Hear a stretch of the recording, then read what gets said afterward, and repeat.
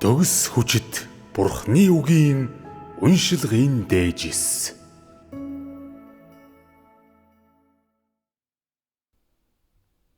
Байлдан дагуулалтын ажлын дотоод үнэн 3.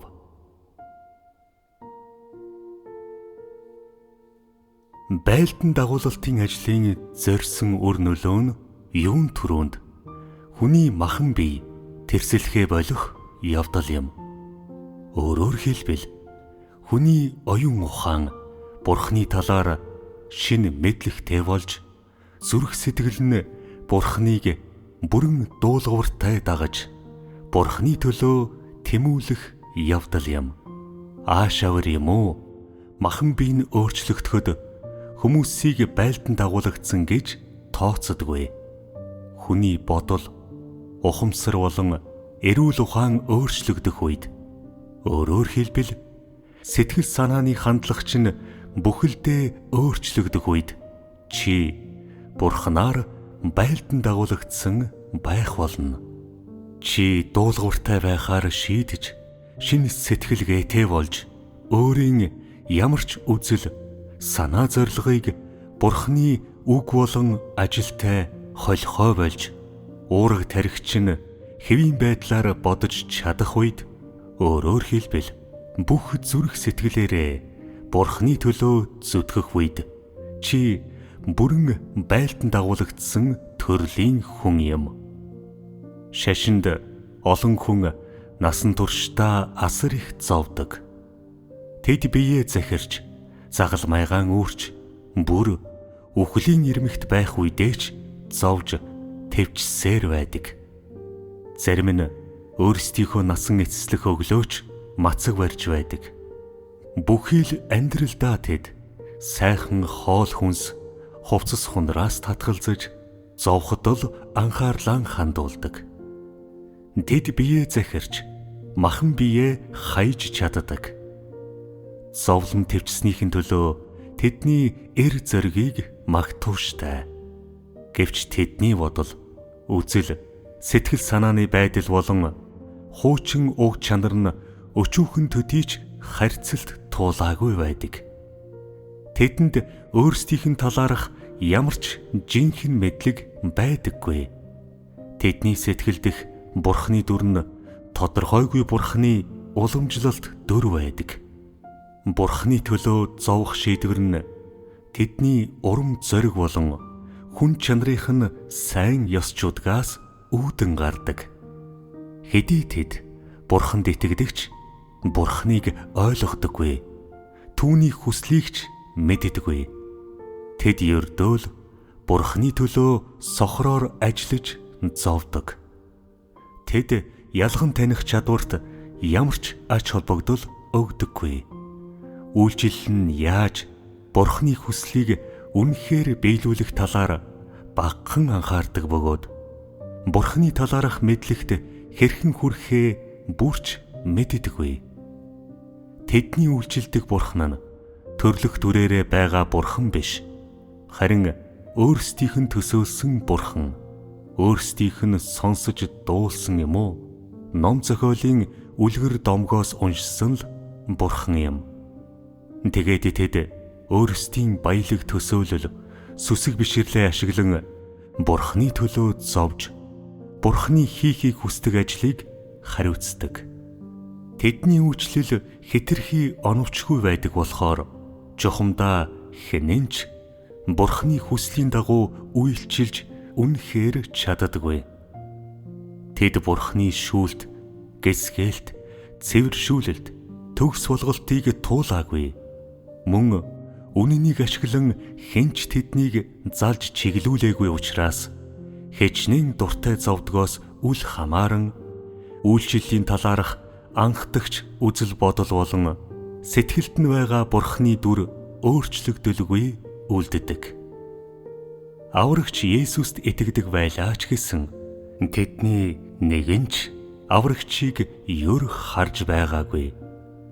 Тэд үлгэр домог, цуу ярианаас л түүний талаар мэддэг. Үүний үр дүнд тэдний үйлчлэл нь сохор хүн эцэгтэй үйлчлэгтэй адилаар нүдээ анин таамгаар үйлчлэхээс хэтэрдэггүй. Ийм төрлийн үйлчлэлээр эцэстээ юунд хүрч чадах вэ? Хэн үүнийг сайшаах юм бэ?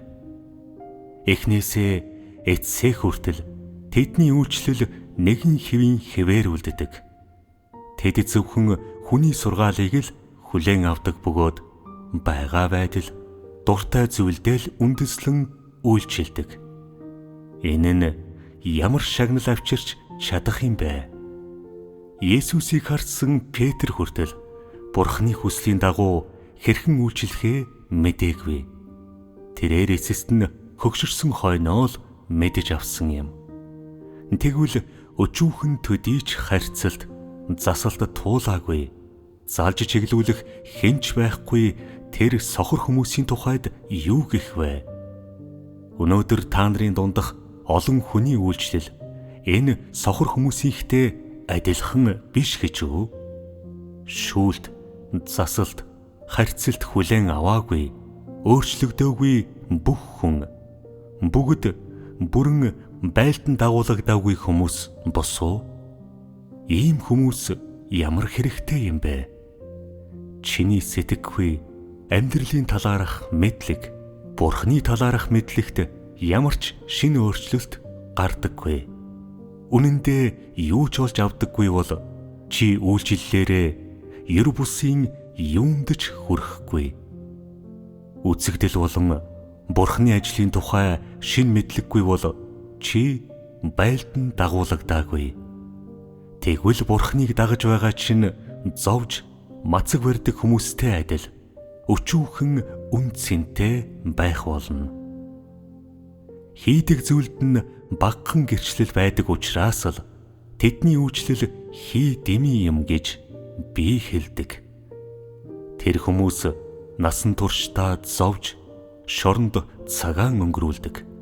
Тэд ямагт төвчж, хайрлан, үргэлж загалмай үүрдэг. Дэлхийн ертөнцөд дооглуулж, гологдож, бэрхшээл бүрийг туулж, эцсээ хүртэл дуулууртай байдагч мөн л байлдан дагуулгаддаггүй бөгөөд байлдан дагуулгадах тухай ямар ч гэрчлэл хийж чаддаггүй. Тэд асар их зовсон ч дотроо Бурхныг огт мэддэггүй. Тэдний хуучин сэтгэхүй, хуучин үзэл, шашны зан үйл, хүний бий болгосон мэдлэг болон хүний үзэл санааны аль нь ч харьцалт амсаагүй. Шинэ ойлголтын өчүүхэнч сэжүр тэдэнд байдаггүй. Бурхны талаарх тэдний мэдлэгийн багахан нь ч үнэн зөв, оновчтой байдаггүй. Тэд Бурхны хүслийг буруугаар ойлгосон. Энэ нь Бурханд үйлчилж байгаа хэрэг үү?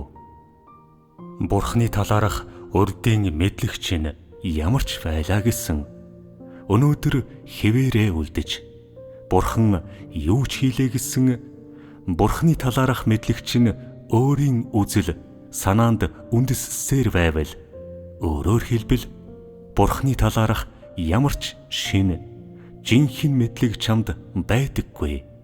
Чи Бурхны жинхэнэ дүр төрх болон зан чанарыг мэдэж чаддаггүй бол мөн Бурхны талаарх мэдлэгч нь одоо ч феодлын мохор сүсэгт сэтгэлгээгээр удирдуулж хүний үзэл төсөөллөөс төрөн гардаг хэвээр бол чи байлдан дагуулгдсангүй.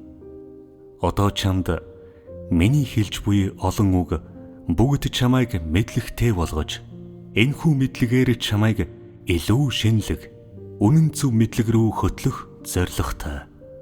Бас чамд байгаа хуучин үзэл, хуучин мэдлэгийг үгүй хийх зорилготой. Ингэснээр чи шин мэдлэгтэй болно.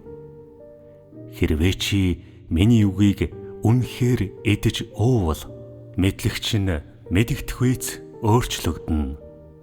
Чи дуулууртай зүрх сэтгэлээр Бурхны үгийг эдэж ууж байгаа цагт үзэл бодол чинь өөрчлөгдөнө.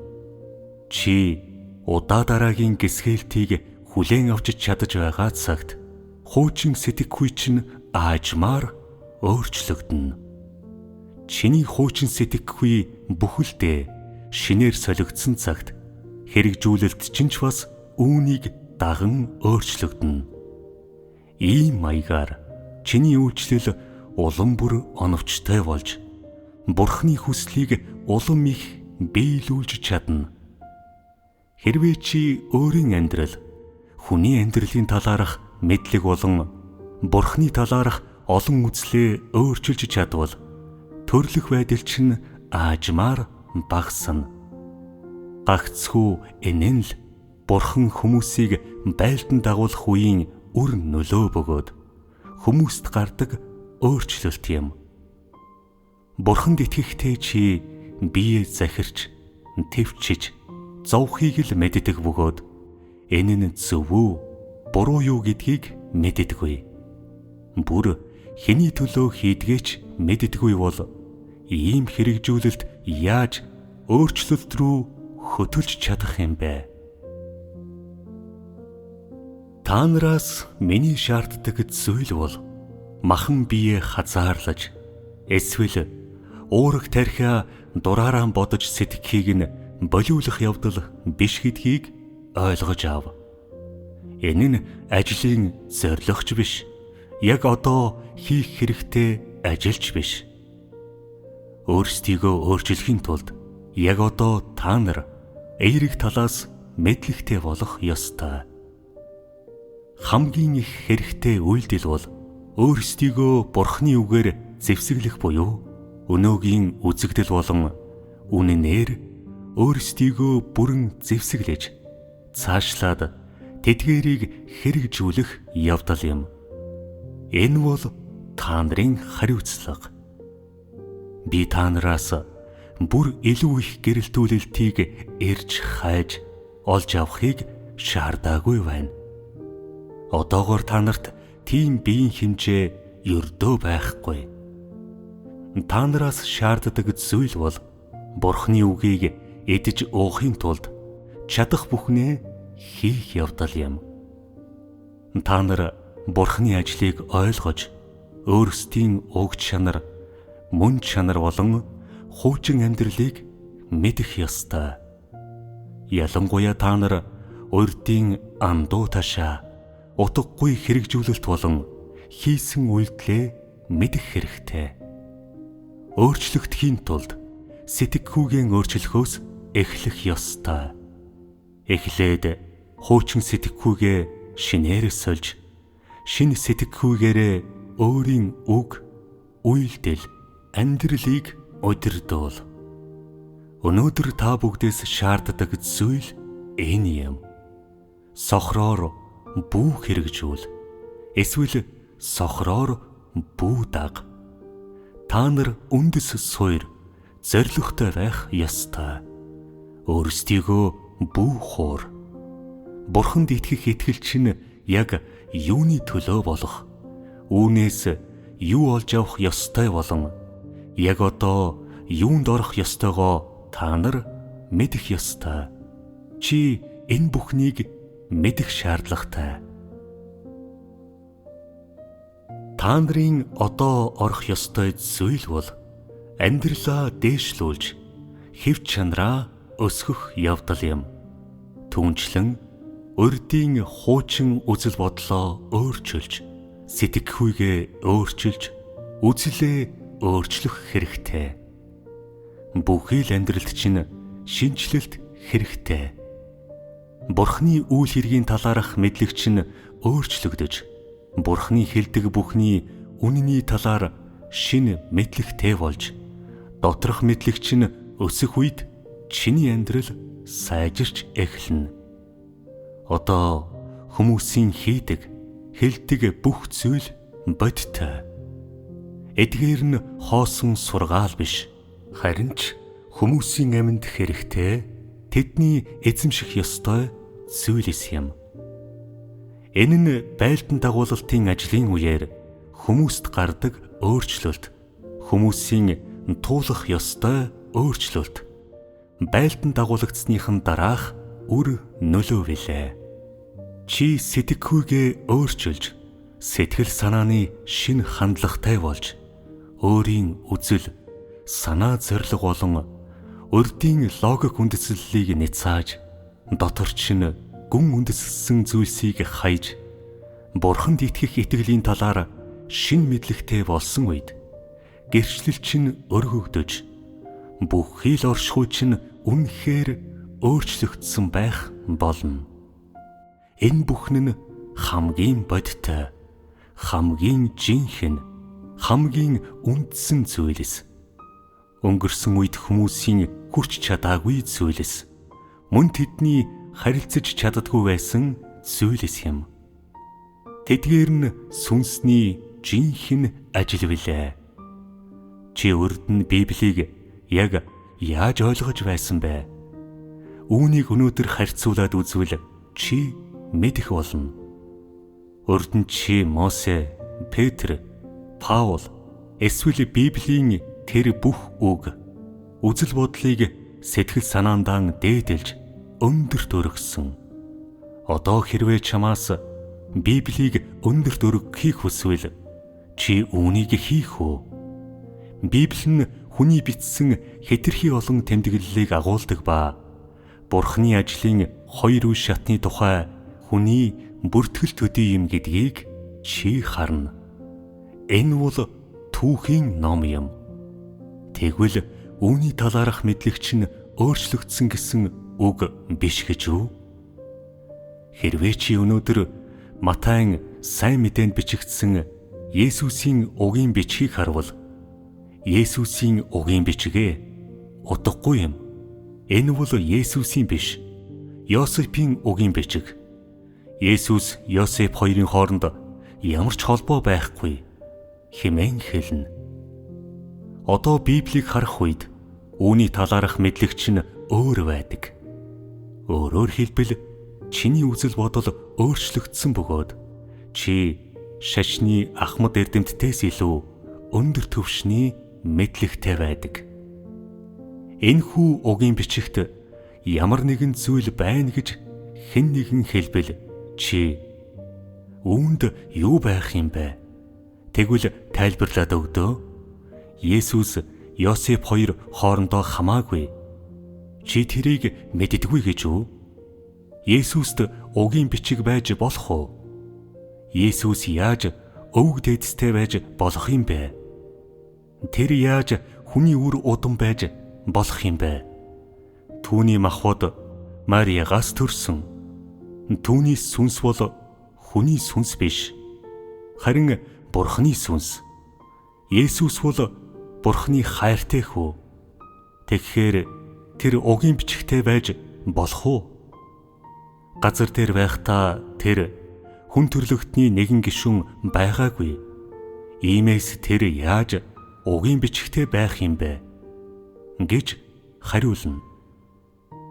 Чи үгийн бичгийг шинжилж, дотоод үнэнийг тодорхой тайлбарлаж, ойлгосон зүйлээ хуваалцах үед тэр хүн хэлэх үггүй болно.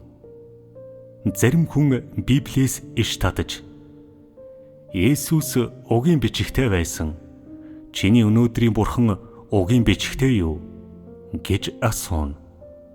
Чи тэгэхэд нь тэдэнд өөрийн хамгийн бодиттой мэдлэгийнхээ талаар хэлж, ийм маягаар мэдлэгч нь үр нөлөө үзүүлсэн байх болно. Үнэн дээр Есүс Йосефтэй ямар ч хамаагүй бөгөөд Авраамтай бүрч холбоогүй. Есүс зүгээр л Израильд төрсөн юм. Гэхдээ Бурхан бол Израиль хүн биш. Израильчүүдийн үр удамч биш. Израильд төрлөөгээд Бурхан бол зөвхөн Израильчүүдийн Бурхан гэсэн утгатай байх албагүй. Өөрийнхөө ажлын төлөө л тэр бие махбодтой болох ажлыг гүйцэтгэсэн юм. Бурхан бол орчлон ертөнц дээрх бүх бүтээлийн Бурхан билээ. Тэр зүгээр л ажлынхаа нэг үе шатыг Израильд хийгээд дараа нь харь үндэстнүүдийн дунд ажиллаж эхэлсэн. Гэсэн ч хүмүүс Есүсийг Израильчүүдийн Бурхан гэж үзсэн бөгөөд цаашлаад түүнийг Израильчүүдийн дунд Давидын үр удмын дунд тавьсан. Эцсийн өдрүүдэд Яховагийн нэр харь үндэстнүүдийн дунд агуу болно гэж Библиэд бичсэн байдаг.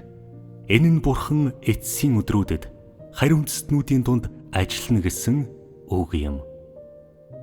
Бурхан Юудэд бие махбодтой болсон нь Бурхан зөвхөн Юудэчүүдийг хайрладаг гэдгийг илтгэдэггүй.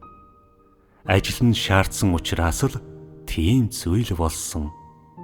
Бурхан Израильд л бие махбодтой болох ёстой байсан юм биш. Бурханы сонгосон хүмүүс харь үндэстнүүдийн дундч бас байдаг босоо. Есүс Юудэд ажиллаж дууссаны дараа уг ажил харь үндэстнүүдэд өргөжсөн. Үнэн дээр тэр харь үндэстнүүдэд ч гэсэн Бурханы сонгосон хүмүүс байсан. Зүгээр л тухайн үед тэнд ямар ч ажил хараахан хийгдээгүй байсан юм. Харь үндэстнүүдэд ямар ч ажил хийгдээгүй байхад Израильд ажлын 2 үе шат явагдсан учраас хүмүүс Израилийг тэгж их онцолдог. Харь үндэстнүүдийн дундах ажил өнөөдөр л эхэлж байгаа бөгөөд тийм учраас үүнийг хүлээн зөвшөөрөх нь хүмүүст тун хэцүү байдаг. Хэрвээ чи энэ бүхнийг тодорхой ойлгож, өөрийн болгож, зөвөр авч үзэж чадвал өнөөдрийн болон урдын Бурханы талаар нарийн зөв мэдлэгтэй болох бөгөөд энэ шин мэдлэг нь түүхэн туршид ариун хүмүүсийн эзэмшиж байсан Бурханы талаарх мэдлэгээс илүү өндөр байх болно. Хэрвээ чи өнөөдрийн ажлыг туулж Бурханы хувийн альдварыг өнөөдөр сонсдогч Бурханыг бүхэлд нь мэддэггүй бол эрэл хайгуулч нь үргэлж байсан шигээ үлдэн ямар ч шин зүйлээр солигддоггүй бол ялангуяа хэрвээ чи энэ бүх байлдан дагуулалтын ажлыг туулдагч эцэстээ чамаас ямар ч өөрчлөлт харагддаггүй бол итгэл чинь өсөглөнгөө дарахын тулд л талах хайдаг хүмүүсийнхтэй адил биш гэж үү? Тэр тохиолдолд байлдан дагуулалтын ажил чамд ямар ч үр нөлөө үзүүлээгүй байх болно. Тэгвэл чи таягдан хаягдах хүмүүсийн нэг болохгүй гэж үү? Байлдан дагуулалтын бүх ажил төгсгөлдөө очих үед Бурхан бол зөвхөн Израильчүүдийн Бурхан биш, харин бүх бүтээлийн Бурхан юм гэдгийг та нар бүгд ойлгох шаардлагатай. Тэрээр зөвхөн Израильчүүдийг ч биш, бүх хүн төрлөختнийг бүтээсэн. Бурхан бол зөвхөн Израильчүүдийн Бурхан, эсвэл Бурхан Израилийн гаднах өөр ямар ч үндэстэнд бие махбодтой болох боломжгүй гэж хэлдэг бол чи байлдан дагуулалтын ажлын үеэр ямар нэгэн мэдлэг хараахан олж аваагүй бөгөөд Бурхан бол чиний Бурхан гэдгийг өчүүхэн төдийч таньдаггүй. Бурхан Израилаас Хятад руу шилжиж арга буюу чиний Бурхан болсон гэж л чи хүлээн зөвшөөрдөг. Хэрвээ чи альвааг ингэж үзсээр байгаа бол миний ажил чамд ямар ч үр өгөөжгүй байсан ба чи миний хэлсэн нэг ч зүйлийг ойлгосонгүй. Эцэст нь хэрвээ чи Матай шиг надад зориулсан өөр нэг угийн бичгийг бичиж надад тохирох өвөг дээдсийг олж миний зөв уг үндсийг олж өгөөд ингэснээр Бурхан 2 удаа бие махбод болохдоо 2 угийн бичгтэй байвал энэ нь дэлхий дээрх хамгийн том хошин шог болохгүй гэж үү? Надад угийн бичиг олж өгсөн энэ сайн санаатай хүн чи Бурханыг хуваасан хүн болохгүй гэж үү? Чи энэ нүглийн ачааг өөрчилж чадах уу?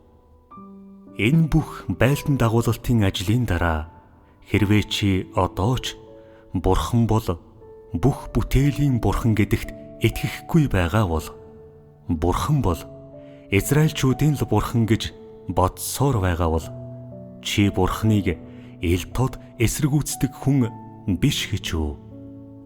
Өнөөдөр чамайг байлдан дагуулахын зорилго нь Бурхан бол чиний Бурхан, бас бусдын Бурхан, хамгийн чухал нь түүнийг хайрладаг бүхний Бурхан, бүх бүтээлийн Бурхан гэдгийг чамаар хүлээн зөвшөөрүүлэх явдал юм. Тэр бол Израильчүүдийн Бурхан бөгөөд Египтийн ард түмнийч Бурхан юм. Тэр бол Англичуудын Бурхан, Америкчүүдийн Бурхан билээ. Тэр бол зөвхөн Адам, Евагийн Бурхан биш. Бас тэдний бүх үр удмын Бурхан. Тэр бол тэнгэр дэх бүх зүйлийн, мөн газар дах бүх зүйлийн Бурхан билээ. Израильчууд ч бай, харь үндэстэн ч бай, бүх гэр бүл бүгд нэгэн Бурханы гарт байдаг. Тэр Израильд хэдэн мянган жил ажиллаж, Юудэд нэгэнтээ төрөөд зогсохгүй. Өнөөдөр агуу улаан лууны цагиргэлэн хэвтдэг газар болох Хятадд бууж ирсэн. Хэрвээ Юудэд төрсөн нь түүнийг Юудэчүүдийн хаан болгодог юм бол та бүхний дунд өнөөдөр бууж ирэх нь түүнийг та бүгдийн Бурхан болгохгүй гэж үү? Тэр Израильчүүдийг удирдах Юудэд төрсөн бөгөөд бас харь үндэстний нутагт төрсөн. Түүний бүх ажил өөрийн бүтээсэн бүх хүн төрлөختний төлөө хийгддэг босуу. Тэр Израильчүүдийг 100 дахин их хайрлаж, харь үндэстнүүдийг 1000 дахин их жигшдэг үү? Энэ та нарын үзэл биш гэж үү? Бурхан хэзээч та нарын Бурхан байгаагүй юм биш. Харин ч та нар л Бурханыг хүлээн зөвшөөрдөггүй. Бурхан та нарын Бурхан байхыг хүсдэггүй юм биш. Харин ч та нар л Бурханыг голдог. Бүтээгдсэн зүйлийн дотроос хэн төгс хүчтийн гарт байдаггүй вэ? Та нарыг өнөөдөр байлдан дагуулахын зорилго нь Бурхан бол та нарын Бурханаас өөр хинч биш гэдгийг та нараар хүлээн зөвшөөрүүлэх явдал биш гэж үү? Хэрвээ та нар Бурхан бол зөвхөн Израильчүүдийн Бурхан гэж үзсэн хэвээр мөн Израиль дахь Давидын гэр бүл Бурханы төрөлтийн уг сурулж бөгөөд Израилаас өөр ямар ч үндэстэн Бурханыг бий болгох эрхгүй. Тэрч бүхэл ямар ч харь үндэстний гэр бүл Йеховагийн ажлыг бичлэн хүлээн авч чадахгүй гэж бодсоор байвал энэ нь чамайг зөрүүд эсэргүүцэгч болгохгүй гэж үү? Израиль дээр үргэлж харцаа бүү тогтоо. Бурхан өнөөдөр яг энд та нарын дунд байгаа. Бас тэнгэр лүүч бүү ширтсээр бай. Тэнгэр дэх Бурханаа хүсэмжлэхээ боль. Бурхан та нарын дунд ирсэн. Тэгэхээр тэр яаж тэнгэрт байж болох юм бэ? Чи Бурханд тийм ч удаан итгээгүй атлаа. Түүний талаар ихээхэн үзэл өвөрлөн Израильчүүдийн Бурхан өөрийн биеэр та нарыг нэгүүлсэн гэдгийг нэгтлэн бодохгүй байж зүрхлэхтэй тулдаг. Өөрөөсөө төвчхийн аргагүй бохир болохоор та нар Бурхан биечлэн гарч ирэхийг хэрхэн харах талаар бодохгүй байж зүрхлэхтэйч тулдаг. Бас Бурхан харь үндэстний нутагт хэрхэн биечлэн бууж ирэх талаар хэзээч бодож байгаагүй. Тэр Синай уул эсвэл Чидүн уулан дээр буун ирж Израильчуудад харагдах учиртай. Харь үндэстнүүд нь бүгд түүний жигшил цэвүүцлийн бай биш гэж үү? Тэр яаж тэдний дунд биечлэн ажиллаж чадах юм бэ? Энэ бүхний нь олон жилийн туршид та нарын бий болгосон гүн үндэслэсэн үзэл юм. Та нарыг өнөөдөр байлдан дагуулахын зорилго нь эдгээр үзлийг чинь эвдэх явдал. Тиймээс Бурхан Синай уулан дээр эсвэл Чидүн уулан дээр биш, харин урд нь хизээч удирдах байгаагүй хүмүүсийн дунд, та нарын дунд биечлэн илэрхийг та нар хардаг. Бурхан өөрийн ажлын 2 үе шатыг Израильд хийсний дараа Израильчууд болон бүх харь үндэстний аль аль нь Бурхан бүх зүйлийг бүтээсэн нь үнэн боловч харь үндэстнүүдийн Бурхан биш, зөвхөн Израильчүүдийн Бурхан байхыг л хүсэж байгаа гэх үзэлтэй болсон. Израильчууд Бурхан зөвхөн бидний Бурхан байж болно. Харин харь үндэстнүүд та нарын Бурхан биш. Та нар Йеховаг хүндэлдэггүй учраас бидний Бурхан Йехова та нарыг жигшдэг гэж итгэдэг. Юудэ хүмүүс ч бас ингэж итгэдэг. Эзэн Есүс Юудэ хүмүүс бидний дүр төрхийг авсан бөгөөд Юудэ хүмүүсийн тэмдгийг тээдэг Бурхан юм. Бидний дунд л Бурхан ажилдаг.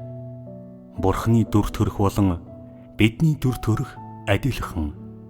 Бидний дүр төрх Бурханыхтай төстэй. Эзэн Есүс бол Юудэчүүд бидний хаан. Харь үндэстнүүд тийм агуу авралыг хүлээн авах эрхгүй. Эзэн Есүс бол Юудэчүүд бидний төлөөх нүглийн тахил. Ажлын тэр 2 үе шатны үндсэн дээр л Израильчууд болон Юудэ хүмүүс энэ бүх үзлийг бий болгосон. Тэд Бурханыг өөрсдийнх нь гэж түрэмгийлэн зарладаг ба Бурхан бол харь үндэстнүүдийн ч Бурхан мөн гэдгийг зөвшөөрдөггүй. Ийм маягаар харь үндэстнүүдийн зүрх сэтгэлд Бурхан хоосон зай болсон. Учир нь Бурхан харь үндэстнүүдийн Бурхан байхыг хүсдэггүй. Тэр зөвхөн Израильчуудад буюу өөрийн сонгосон хүмүүст л дуртай ба ялангуяа өөрийг нь дагаж байсан шавнар болох Юудэчүүдэд л дуртай гэж хүн бүр итгэх болсон юм. Йехова Есүс хоёрын хийсэн ажил бүх хүн төрлөختнийг амьд үлдээхийн төлөө гэдгийг чи мэдэхгүй гэж үү? Бурхан бол Израилийн гадна төрсөн та бүхний Бурхан юм гэдгийг чи одоо хүлээн зөвшөөрч байна уу? Бурхан өнөөдөр яг энд та нарын дунд байгаа босоо. Энэ нь зүуд байж болохгүй үстэй. Та нар энэ бодит байдлыг хүлээн зөвшөөрдөггүй юу? Та нар үүнд итгэж эсвэл энэ талаар бодож зүрхэлдэггүй. Үүнийг яаж харахаас чинь үл хамааран Бурхан яг энд та нарын дунд байгаа босоо. Та нар энэ үгэнд итгэхээс мөн л айж байна уу? Энэ өдрөөс эхлээд бүх байлдан дагуулгдсан хүмүүс болон Бурханы дагагчд болохыг хүсдэг бүхэн Бурханы сонгосон хүмүүс биш гэж үү? Өнөөдрийн дагагчд та бүхэн Израилийн гаднах сонгогдсон хүмүүс биш гэж үү? Та нарын байр суурь Израильчуудынхтай адилгүй гэж үү? Та нарын тань мэдэх ёстой зүйл чинь энэ бүхэн биш үү? Энэ нь та нарыг байлдан дагуулах ажлын зорилго биш гэж үү? Нэгэнт та нар Бурханыг харж чадах учраас тэр эхнээсээ аваад ирээдүйдэж үрд та нарын Бурхан байх болно. Та нар бүгд түүнийг дагаж түүний үнэнч дуулууртай бүтээл байхыг хүссээр байгаа цагт тэр та нарыг орхихгүй. Хүмүүс Бурханыг хайрлахаар хэрэг ирмэлздэгээс үл хамааран тэд өдий хүртэл түүнийг дагахдаа ерөнхийдөө дуулууртай байсаар ирсэн. Ажлын энэ үе шат дуусаж эцэстээ хүрэх үед л тэд бүрэн дүүрэн гэмшин. Тэр нь хүмүүс үнэхээр байлдан дагуулгдсан байх үе юм. Яг одоо тэд байлдан дагуулгдах үйл явцдал байгаа. Ажил дуусах мужид тэд бүрэн байлдан дагуулгадна. Гэхдээ яг одоо тийм биш. Хүн болгон үнэмшдэг байлаач тэд бүрэн байлдан дагуулгдсан гэсэн үг биш. Яагаад гэвэл одоогоор хүмүүс бодит үйл явдлыг биш зөвхөн үгийг харсан бөгөөд тэд хичнээн гүн гүнзгий итгэдэг нь хамаагүй тодорхой мэдэхгүй хэвээр үлддэг. Тийм учраас тэрхүү хамгийн сүүлчийн бодит үйл явдлаар л үг бодит байдал болж хүмүүс бүрэн байлдан дагуулгадна. Яг одоо хүмүүс урд нь хизээж сонсож байгаагүй олон нууцыг сонсдог учраас байлдан дагуулгаддаг. Гэхдээ дотроо тэд дор бүрнэ Бурхны үг бүр биелж байгааг өөрсдөд нь харуулдаг зарим бодит үйл явдлыг эрж хайж хүлээсээр байдаг. Зөвхөн тэр үед л тэд бүрэн үнэмшин. Эцэстээ бүгд эдгээр биелсэн бодит байдлыг харж эдгээр бодит байдал нь тэднийг этгэлтэй болгох үед тэд зүрх сэтгэлдээ үг ярианда нүдэндээ итгэл үнэмшлийг харуулж зүрх сэтгэлийнхээ гүнээс бүрэн үнэмшин. Хүний уг чанар ийм байдаг. Та нар үг бүгд биелж байгааг харах хэрэгтэй байдаг. Мөн зарим бодиттой үйл явдал тохиолдож байгааг харж зарим хүнд гайхамшиг тохиож байгааг харах хэрэгтэй байдаг. Тэгвэл зүрх сэтгэлийнхээ гүнд бүрэн үнэмшин. Юудэчүүдийн адилаар та нар тэмдэг гайхамшгуудыг харахад асар их ач холбогдол өгдөг. Гэсэн ч та нар тэмдэг гайхамшиг байдаг гэдгийг мөн нүдийг чинь асар ихээр нээх учиртай бодит байдал тохиолдсоор байгаа гэдгийг харж юурч чаддаггүй. Хэн нэгэн Тэнгэрээс бууж ирэгч бай. Үүлэн баг нь та нарт үг хэлэгч бай. Та нарын нэгнээс би чөтгөр шулмыг зайлуулагч бай. Эсвэл миний дуу хоолой та нарын дунд аянга шиг нүргэлэгч бай. Та нар үргэлж иймэрхүү үйл явдлыг харахыг хүссэн. Үргэлж хүссээрч байх болно. Бурханд итгэхэд хамгийн том хүсэл чинь Бурхан ирж та нарт биечлэн тэмдэг үзүүлэхийг харах явдал гэж хэлж болно. Тэгвэл сэтгэл чинь ханана. Хүмүүс та нарыг байлдан дагуулахын тулд би Тэнгэр газрыг бүтээхтэй төстэй ажил гүйцэтгэж дээр нь нэмээд нэг төрлийн тэмдэг үзүүлэх хэрэгтэй. Тэгвэл та нарын зүрх сэтгэл бүрэн байлдан дагуулгадана.